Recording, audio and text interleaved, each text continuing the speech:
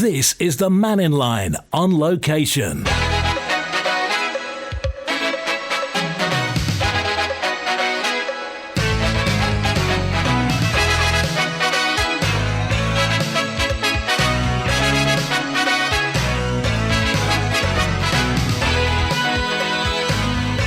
Faster Mai, good afternoon. Welcome. We're live in Ramsey today with the students of Ramsey Grammar School for the next hour to hear what they have to say about their world, the world in general, and where exactly we're going. Lots of subjects to talk about today, so button up, buckle up, and stand by. Here we go, live from Ramsey Grammar School on Mannin Line.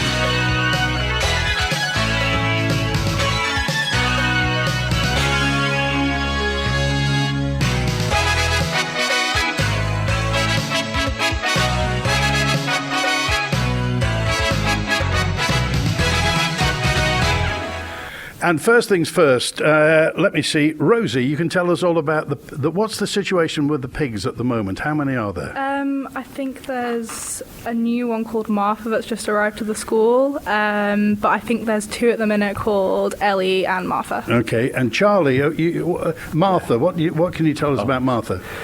So Martha is the newer pig. She arrived, I'm not too sure, I think it's probably about a year ago now. And Martha came in just as the older pig. I think it's Emily. Unfortunately, passed away. I should say. So Martha was sort of a replacement, but of course that. For the uninitiated, why are there pigs at Ramsey Grammar School?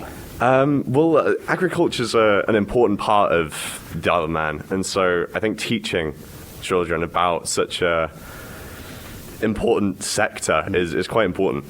What sort of? I mean, you didn't take it as a course. Is it a course, or is it just something there as like an urban farm? Yeah. So at GCSE, students can take agriculture BTEC, where they'll receive their level 2 qualification, and then I think it is available at A level, but I don't know of anyone who does it currently. Okay. So do people like the pigs at Ramsey? Yeah. Everybody's fond of the pigs. Yeah, people are quite happy with the farm here, yeah. Well, I've been trying to look, but it's cold at the moment. They're in the pigsty. They're not out and about. Wilma, you were at the Island Games, weren't you? Yes, I was. Representing the Isle of Man at what? In table tennis. What was it like in Guernsey? I've never been to Guernsey before, but it was a really cool experience being a part of the Island Games. Like, there's the opening ceremony and the closing ceremony, and seeing all different people from different backgrounds. It was really cool to meet new people. Is it true you got asked for your autograph? Yeah, I did. Me and my team got asked for an autograph by this random kid from Guernsey. How did you do? What were your results like there? Because I normally don't play adults. I won one single against a Cayman Island lady, and then me and my twin brother, we both play. We played doubles, and we won against the Cayman Islands as well. So we passed through our group, but then we didn't further on. But one of our members received a bronze medal in the women's singles, so we were really proud of her. How much table tennis do you play? I don't play. I usually play 3 times a week or twice a week, and I play for like 2 to 3 hours when I practice.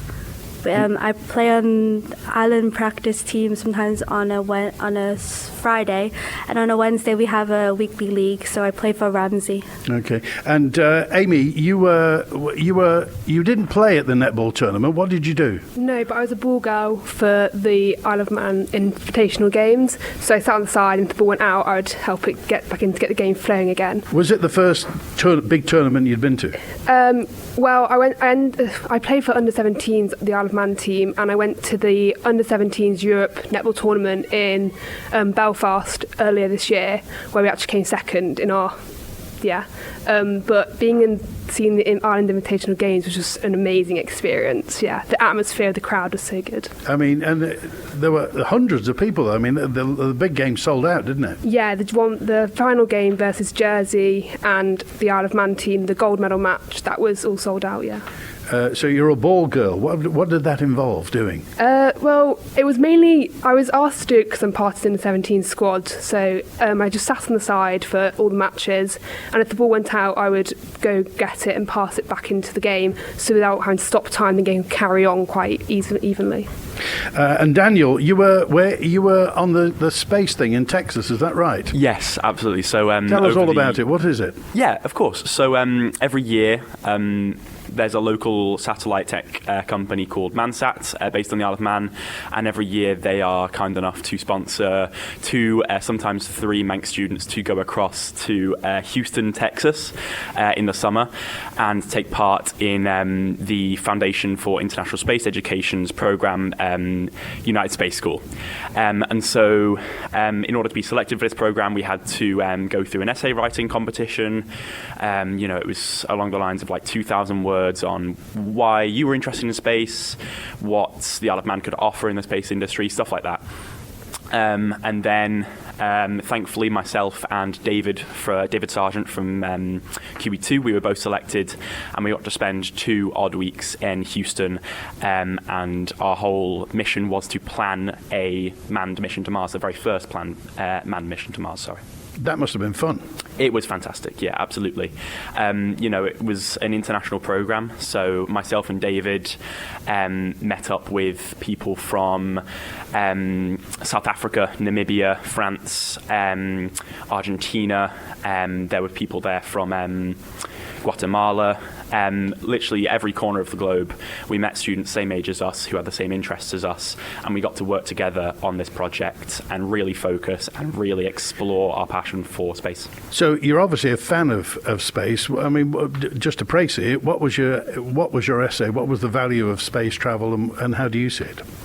Yeah, absolutely. So I wrote about my brother and his influence on my interest in space when I was very young. I wrote about what the Isle of Man can offer in the space industry as well. We've got a fantastic emerging finance industry. We've got some fantastic biomed, and obviously we've got a great engineering sector as well. But the thing I wrote about most was how the young people of the Isle of Man, what they can bring to the space industry, because we've got great facilities for education. We've got fantastic apprenticeships systems going on. Charities like Junior Achievement really encouraging young people to find work and find what they're passionate about.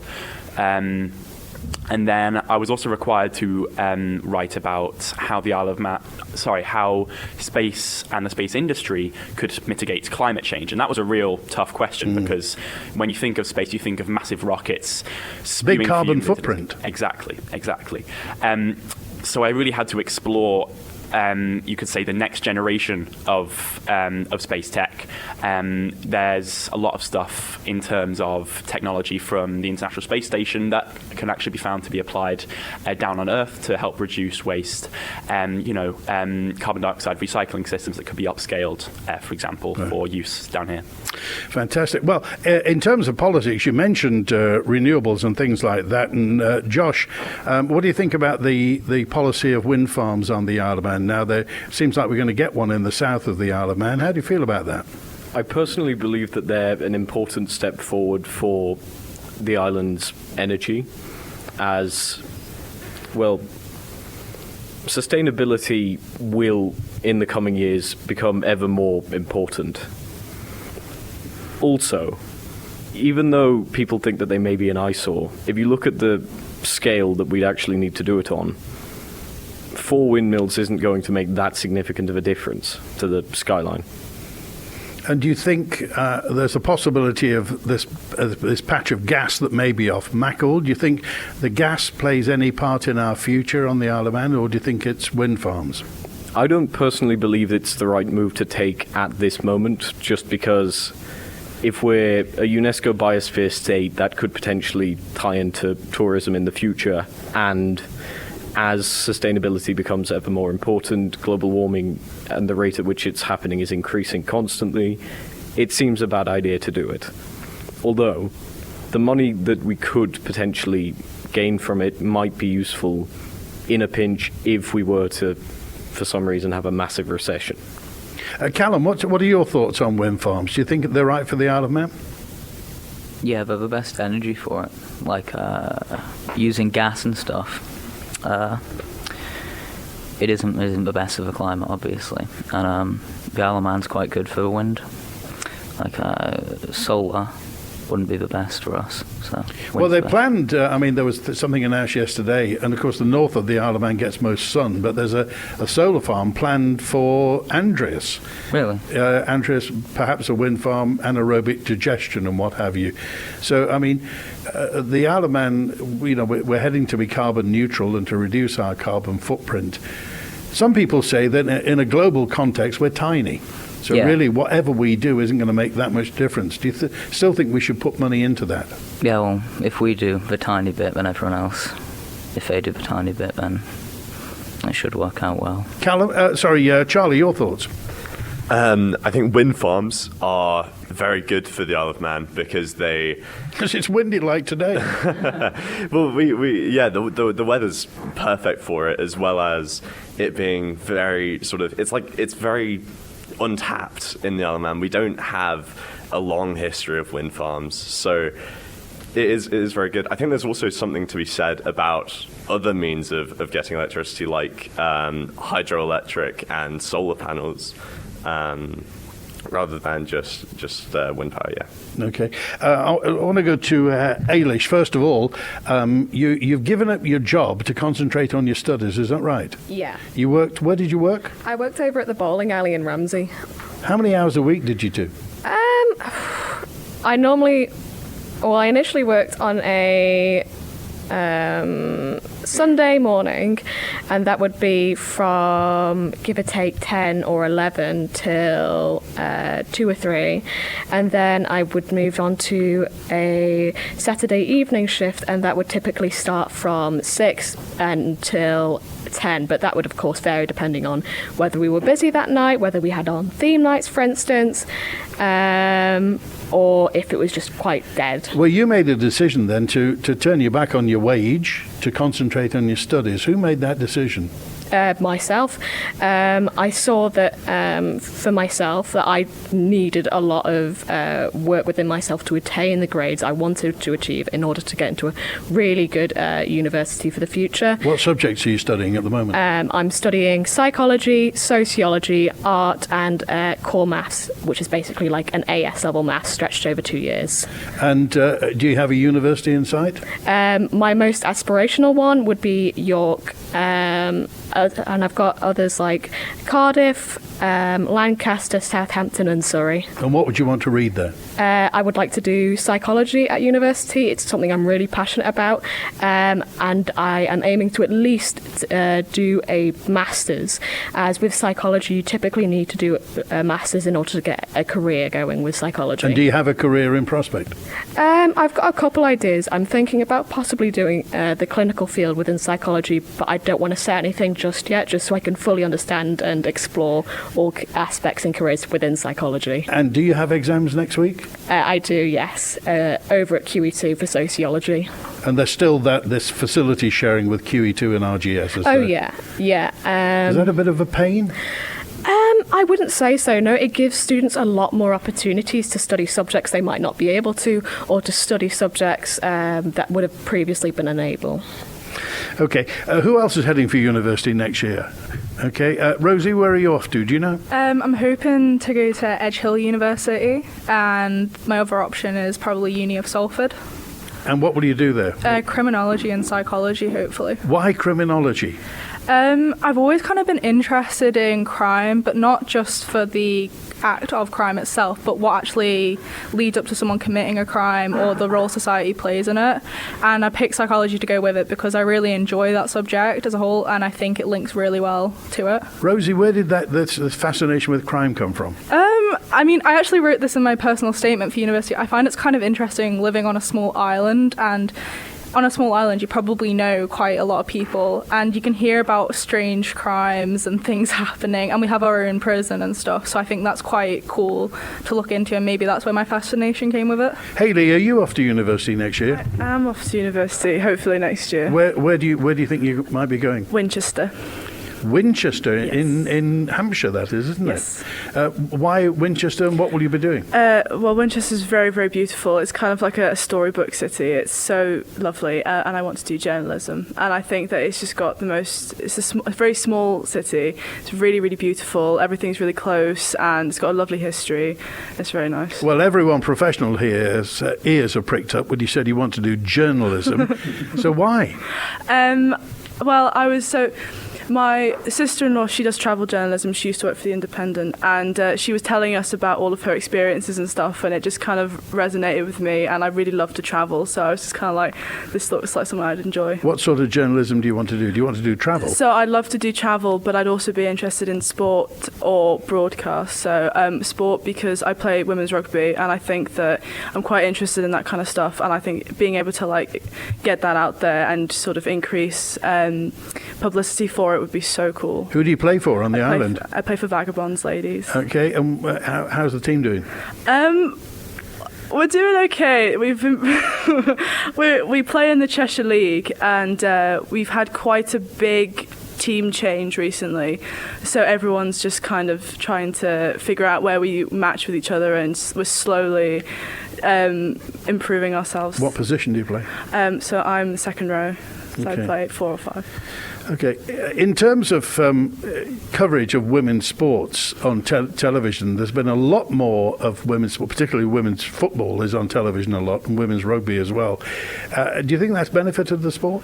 I think it has. I think for especially young women to be able to see women playing a sport that traditionally might not be considered to be feminine or anything like that, it really inspires us to think, hey, maybe I could do that. I can play rugby, I can play football, I could play basketball and hockey and all this kind of stuff, all traditionally not female-based sports, for example. So yeah, I think it's very beneficial. It gets chilly up at Vaggers, doesn't it? It's very windy. Oh, right. Very windy. We're live at Ramsey Grammar School and back in just a few moments' time.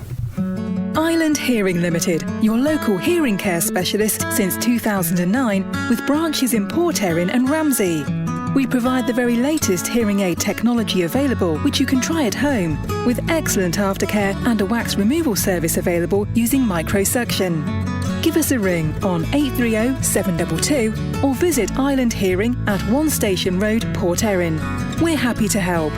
Island Hearing, always listening. Are you winter ready? Don't leave your heating oil order till it's too late. Call Ellen Mannin Fuels on 844 000 and our friendly team will do the rest. 844 000. Winter's sorted with Ellen Mannin Fuels.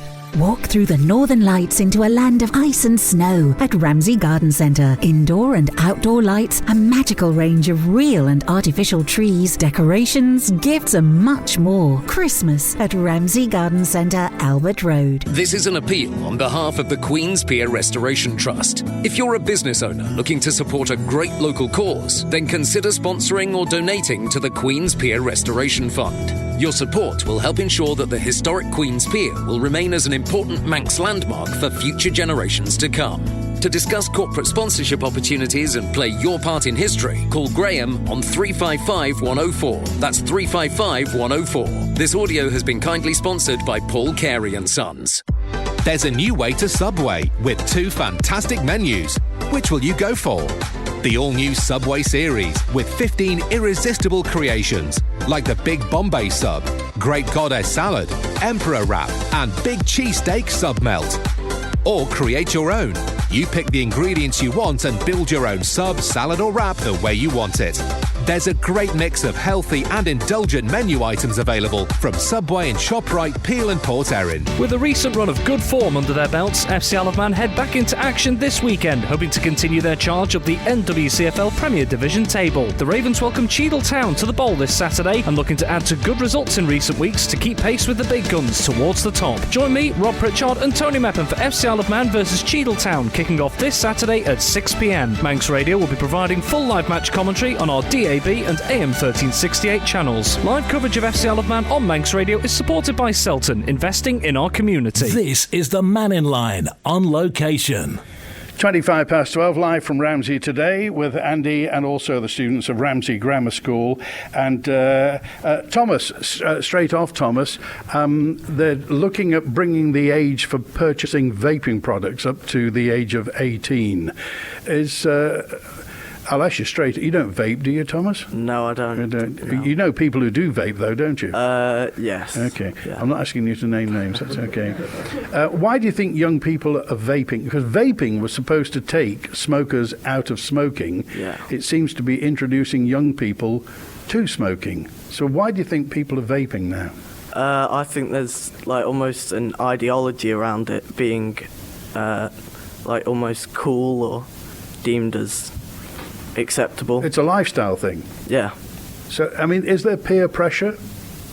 You know, if people's friends, if somebody's friend vapes, do you think there's pressure on that person to vape? Yeah, within friendship groups, yeah. So, but this come up in the past few years. Why do you think it's taken off? I think... I mean, is it peer pressure that people do it because other people seem to do it? Why is it cool? Why would vaping be cool? Because it's almost because they're not...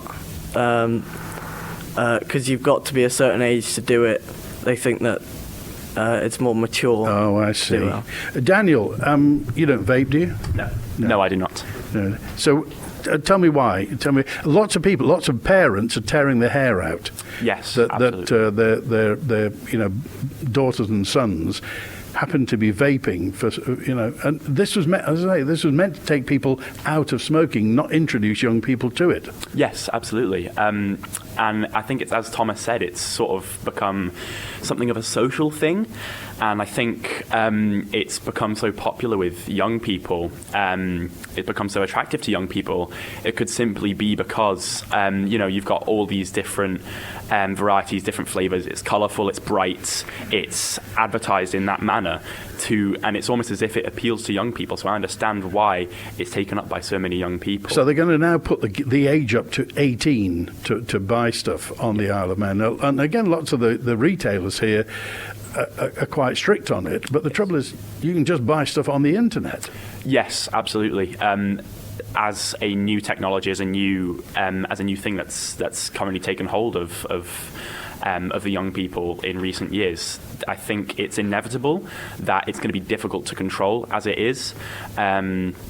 And there's obviously many concerns with not just short-term health effects, but long-term health effects, because there is almost no data on this type of thing. So I think people really need to be careful. I think the government needs to do more to restrict online retailers, as you say, because it's almost too easy for a lot of people. Charlie, do you think vaping is going to fade away? Oh, sorry, Charlie. Vaping...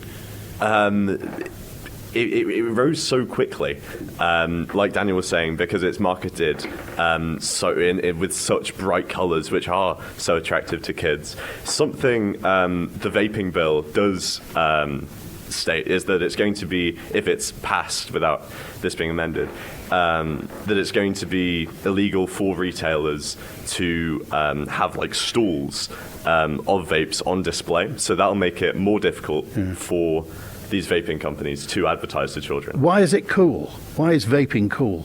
It's for the same reason that smoking's always been sort of cool amongst young sort of people. It's just you're not meant to, so it's it's the forbidden. You want to. I think so, yeah. Josh?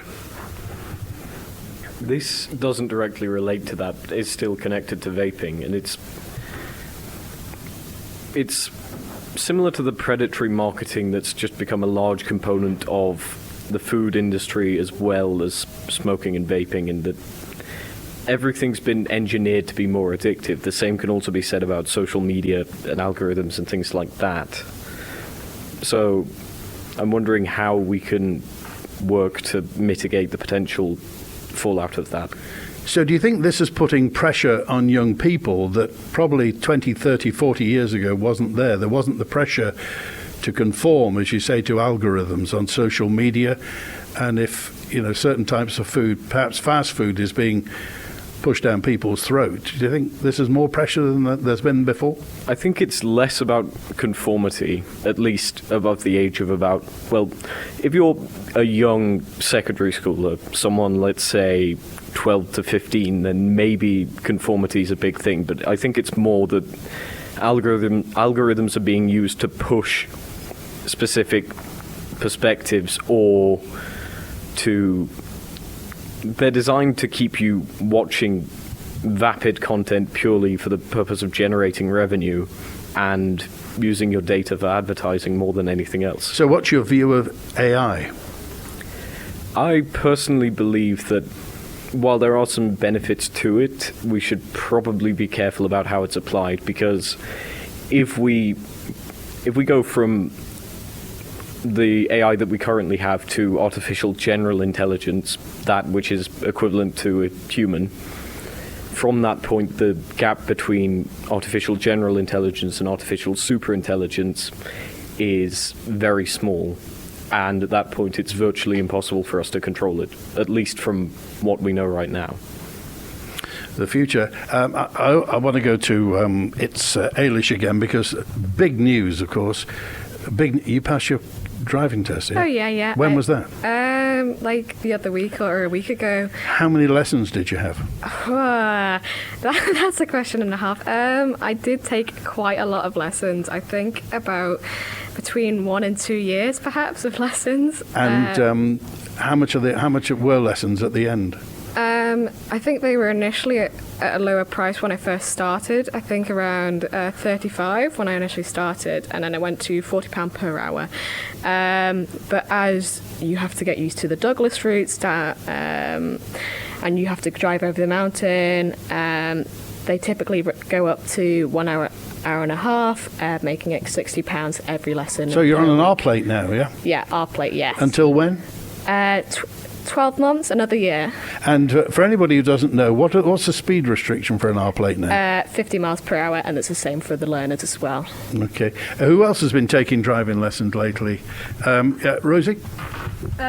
Yeah, I have them on the odd Saturday because I used to have them frequently, but now I've gone down to having them every other Saturday. How much are they? They're £35. Okay. Can I ask who's paying for them? I put money towards them. I split it with my parents, so I pay 20 towards it. My parents pay 15. And you got a job, have you? Yeah, I do. Yeah, I stopped over Christmas. What do you do? I work front of house and as a barista. At the Boathouse Eatery in the park. But they've recently closed for Christmas, but they're still open on Wednesdays for the walk and talk. But I'll hopefully be focusing more on my studies over the Christmas period, as mocks are after January, so it's probably a blessing in disguise. So I'm just intrigued by this future in criminology. Do you know exactly what you're going to do, or what you'd like to do? I probably would aspire to do forensics. Forensic psychology is probably where I'd really like to end up. Is this because it's been on television for the past 10 years? There's a lot of TV programs. Yeah, there is a lot of TV around it. I really do like my true crime documentaries, but I do like reading into it as well. Like, I really do enjoy reading books on true crime, and not necessarily just serial killers or any type of murders like that, but also simple crimes that can have a bigger impact. Okay. Amy, university next year, is it? Yeah, university next year. And whereabouts do you think you'll be going? I have a few in mind. I think maybe Lancaster, Leeds, because I want to study medicine. So hopefully, one of those campus unis. With a career in medicine at the end of it? Hopefully, What would you like to do? I'm not sure. There are quite a few ones I'd like to go into. I did some work experience in A&E actually at the end of the summer, and that was really interesting for me. Who organised that? We have some of my family friends are doctors, so we got in contact with them, who got in contact with someone called Tanya, who kind of organised the whole work experience thing, and then they got set it up for me at Nobles Hospital. And what did you just stand and watch, or were you carrying stretchers? No, I was standing and watching, and there were a few things I was allowed to do, obviously not too much because I'm not actually qualified in any of that, and luckily there were 2 Year 5 med students there on placement, so I got to stand in some of their lessons and their lectures as well, which is really interesting to see. And it didn't put you off? No, it definitely made me want to do it more, yeah. That's fantastic. Well, lots more to talk about, including with Wilma. You're not university next year, no? Yeah, I'd like to be. I'm in year 13. Yeah, so which university? I haven't applied yet, but my choices are Edinburgh, Leeds, Lancaster, Chester and Exeter. And what would you like to do? I would like to study Chinese and Spanish. So why Chinese? For enrichment at Ramsey, we have options of doing junior achievement or languages or charity challenge, and I chose to do Mandarin just because I love learning languages. I think it's so fun, seeing how other people speak and communicate. I think it's so interesting. And are you learning Mandarin at the moment? Yeah. How far are you through it? We have a board called HSK1 and HSK2, and it goes to 5. And last year we did our HSK1 test, and I did pretty well. So then I'm on my HSK2 now. Yeah. Okay. Let me. I said I was going to spring it on you, Daniel. So tell me, who is the Chief Minister of the Isle of Man? Alf Cannon. Okay. Hayley, who is the Treasury Minister of the Isle of Man? Oh, God. Why didn't I get that? I don't know. Rosie, who's the Treasury Minister of the Isle of Man? I really don't know. Okay. Amy, who's the Treasury Minister of the Isle of Man? I couldn't tell you. Thomas, who's the Treasury Minister? Is it Dr. Allenson? It is. Who's a Ramsey MHK? Yeah. Okay. Josh, you'll know this. Who is the Health and Social Care Minister of the Isle of Man? Is it David Ashford? No. Wait. Okay. Laurie Hooper. Laurie Hooper, it is another Ramsey, so 2 Ramsey MHKs.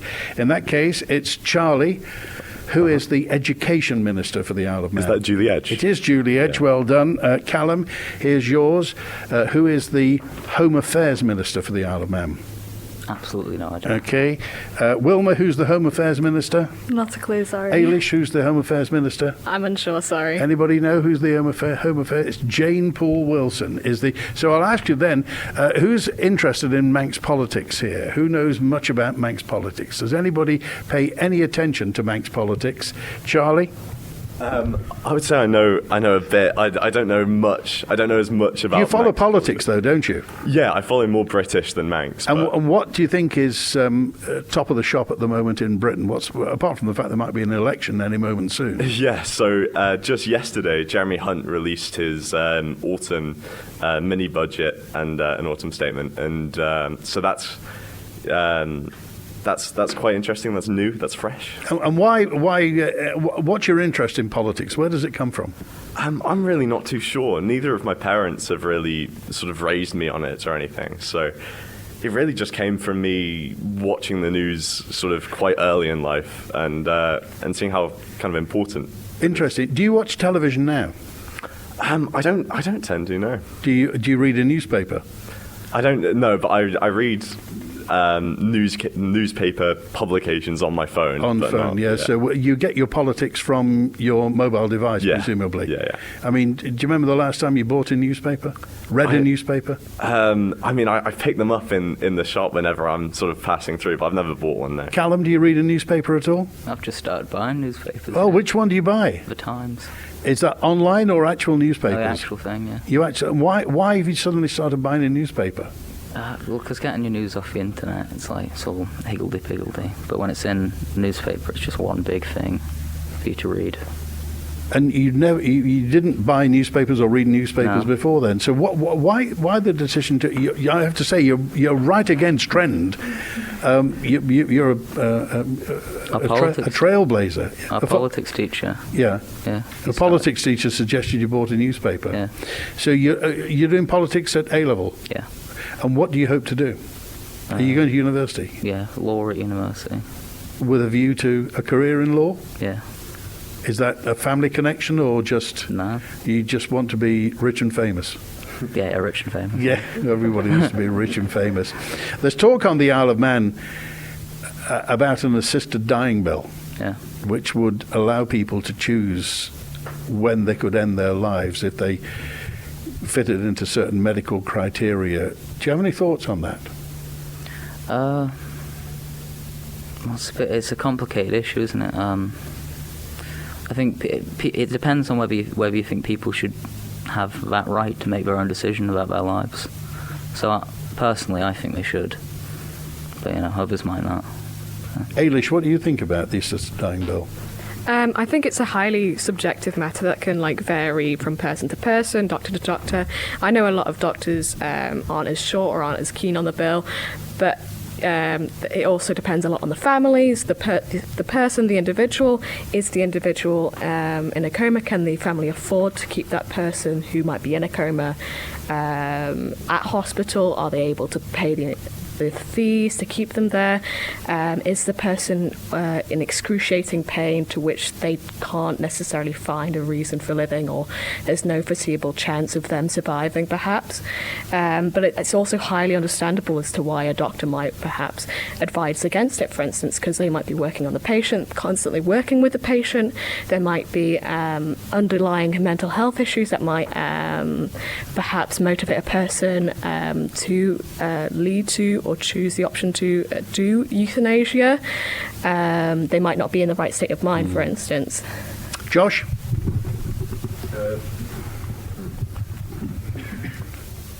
The assisted dying bill. Okay. So I believe that while it might be quite a divisive issue, having any additional freedom is beneficial. It's just how that's implemented and putting the correct barriers in place to prevent it from happening accidentally, because at least for the time being, death is irrevocable. The Isle of Man will be, the first in the British Isles to have something like this. Elsewhere, you can do it. They say 40% of the people who go to the Dignitas clinic in Switzerland are from the British Isles. So obviously lots of people want to do it. Some people feel the need to do it. As has been mentioned, if you're in excruciating pain or if you have an irreversible condition. But, instinctively, do you think that this more freedom is good and it should be there? You think the Isle of Man should do it? Yes. That being said, I would like to make sure that no one uses it for the purpose of committing suicide, and everyone who does it is completely compos mentis, and it isn't just walk in and choose to die. There have to be barriers in place. Okay. Hayley, what are your thoughts on the assisted dying bill? I pretty much agree with everything that everyone else has said.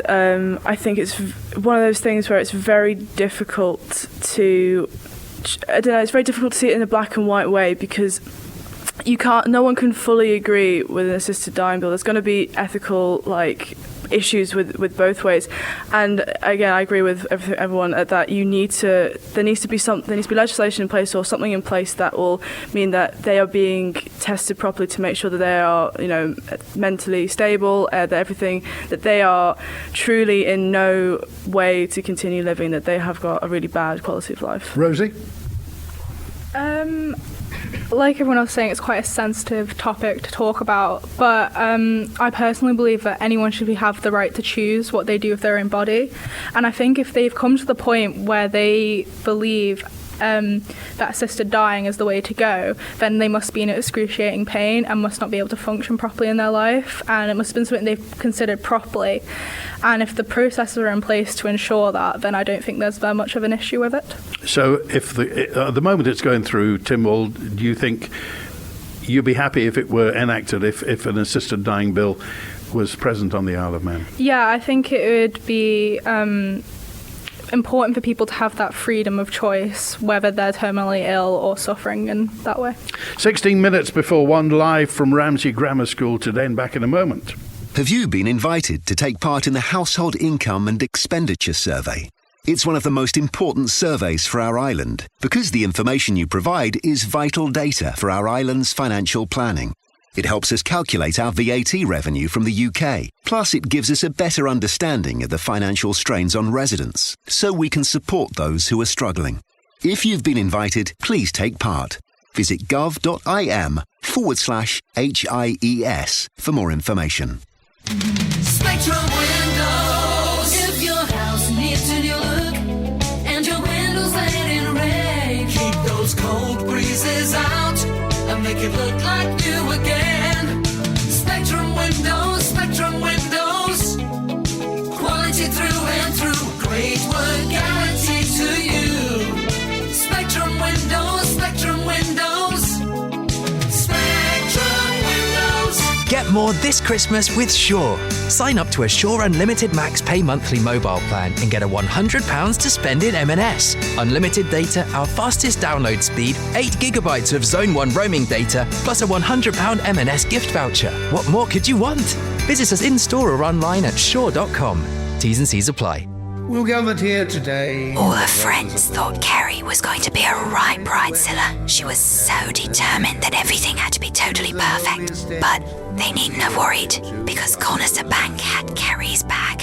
Do you, Kerry, have the Conister feeling? I so do. Wedding finance with a 3-month honeymoon period before payments start. Visit conisterbank.co.im and you can get the Conister feeling too.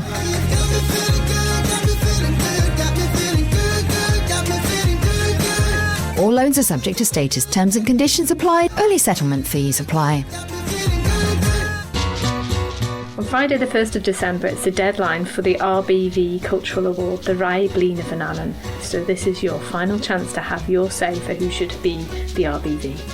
So this year's Poetry Trail, there's going to be 10 winning poems which will go up in Douglas Town Centre.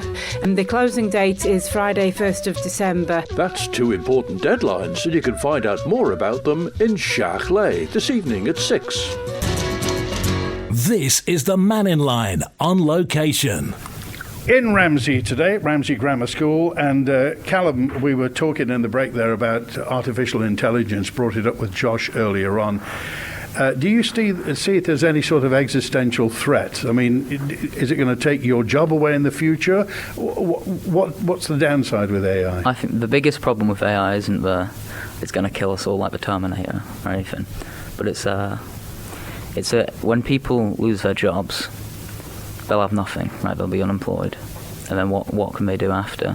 They have to sort that out. And also, politically in politics, like if you use a deep fake, which is like showing people's voices and stuff, they could just sway the election by imitating politicians' voices and making them say stuff they wouldn't actually say. So, but if they did a deep fake of faking a politician's voice, who would they fool? Do you think they'd fool everybody? It's quite realistic now, so in the future, they could properly fool people. You know, if you're not looking out for the signs of what AI is, then, you know. I mean, do you think nowadays that people, I mean, you do politics now at A-level, are the general public up to speed with politics now? Do you think people know as much about politics and politicians and policy? In the past 2 years, people have gotten more interested in politics than like when David Cameron was Prime Minister and stuff. So, yeah. Who else? Was it Rosie talking about AI as well?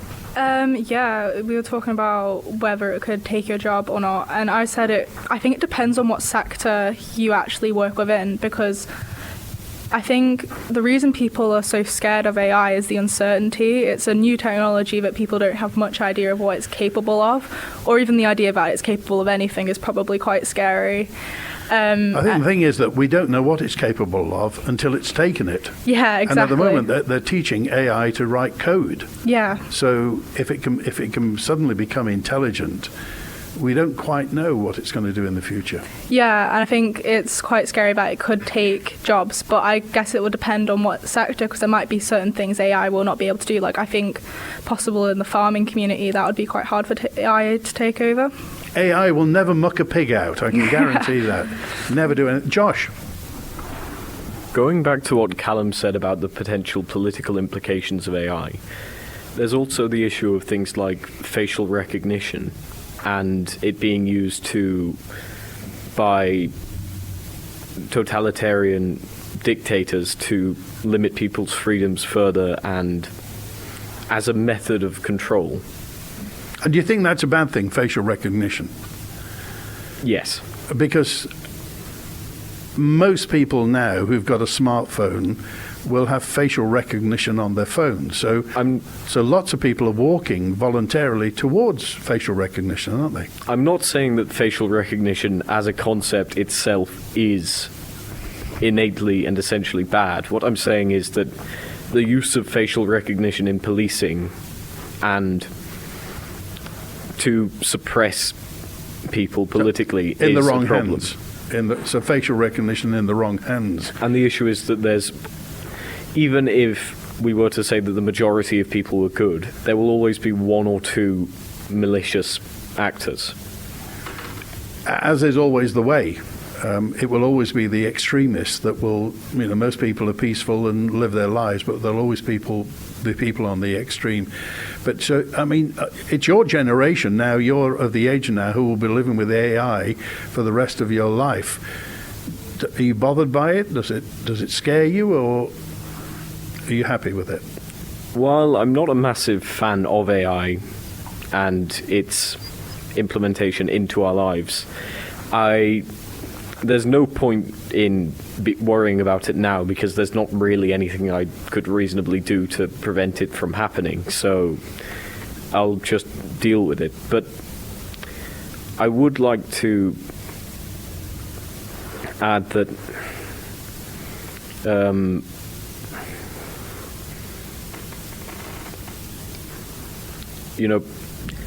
maybe there are other ways we could look at this, and that we need to find better ways of controlling AI before we move further forward.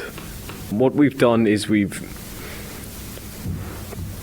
built the outside of a house without a frame inside. So with the way that we're currently looking at it, it could just collapse in on itself and be quite damaging. Charlie, what are your thoughts on AI? AI will be more profitable to businesses than employing humans, inevitably. So it's natural that jobs will be taken by AI. And that to bring it back to the government, that sort of creates more, some more responsibility for the government, for many more unemployed people. And the question is, what will the government do? Will they maintain this, what they've currently got, with having lots of support for the sort of poorest in society? Or because there will be such a growth in many poor people, I'm saying, will the poorest still get the support they need with AI? And I'm not too sure. Are you considering a life in politics in the future at all, Charlie? Yeah, I would be interested in that, yeah. It's quite easy, I say that, relatively quite easy to get involved in politics in the Isle of Man. Are you involved in politics at all here? I'm personally not, but I'm not too sure. I'm well informed on lots of issues here, yeah. Wilma, in terms of artificial intelligence, have you got any thoughts on that?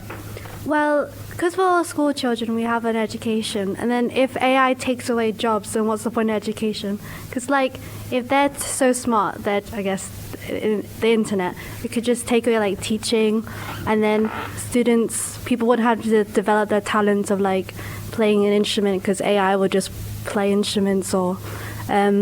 But because everyone has been so invested in technology with everyone wanting the new phone, or I don't know, because obviously electricity is electrical cars are way better than gas cars and everything. So then people our society would just become more interlinked with AI and everything. Well, they say choosing accountancy as a job is not a job for the future, because AI can do accountancy a lot quicker and a lot cheaper than accountants can do it. So what job would you like to do? Well, I like to do teaching in the future, because education is so important. If AI just takes away people not trying to have a job, then why are people still fighting for education? Because if that's the future, then people will just become less. What's your oral Mandarin like, by the way? What's your speaking Mandarin like? My speaking's not that great, but... Can you say hello, good morning in Mandarin? The ni hao is good morning. Not good morning, it's hello. But to be honest, we only do reading and listening, so we don't really practice speaking. But I'm okay at Spanish, better at Spanish. So how long is it going to be before your Mandarin is perfect, do you think? Well, learning a language is a lifelong skill. I don't think it would ever stop becoming most fluent. But at university, I like to develop it more. Okay, let me go to Daniel. I just want to talk about this space thing on the Isle of Man, and if anybody wants to get involved with it, what do you suggest they do? The first thing I would recommend is if anybody who is in year 12, the ages of 15, 16, they have an interest in space. My first piece of advice would be to apply for the Mansat United Space School Scholarship. I believe Mansat representatives come to every secondary school to promote the scholarship every year. So as soon as you hear about that, I would encourage you to take part in it. Did you think you'd get the trip?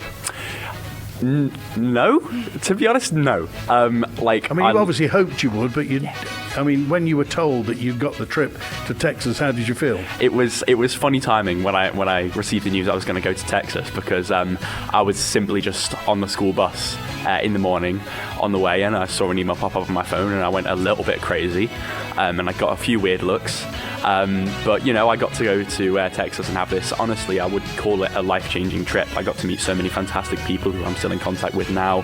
I got to learn so many amazing things from so many professionals, NASA professionals, Brilliant. Other professionals in the private field as well. Fantastic. Thank you. Thanks to Hayley and to Daniel, Space Daniel, Rosie and Amy and Thomas and Josh and Charlie and Callum and Wilma and Ailish. I've been Andy Wint. We've been live at Ramsey Grammar School. Thanks to Chris Quirk, thanks to Matty Cunningham and to Ben Hartley. WINT